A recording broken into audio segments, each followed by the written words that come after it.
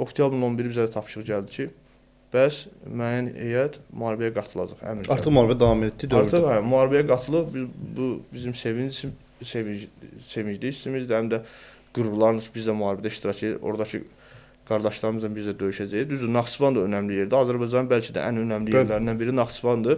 Oranın da mühafizəsi, müdafiəsini boş qoymaq olmaz. Müəyyən bölmələrimiz orada qaldı. Yəni İranla sərhədimiz var ki, Bəli.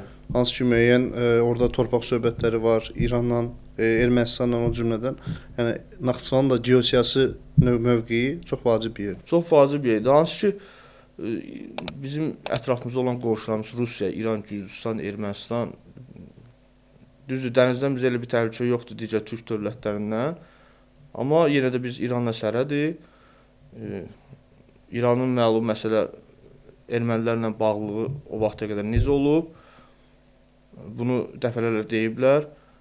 İrandan da təhlükə ola bilərdi. Əlbəttə ki, düşmən ölkə olmasa belə qonşu ölkədir.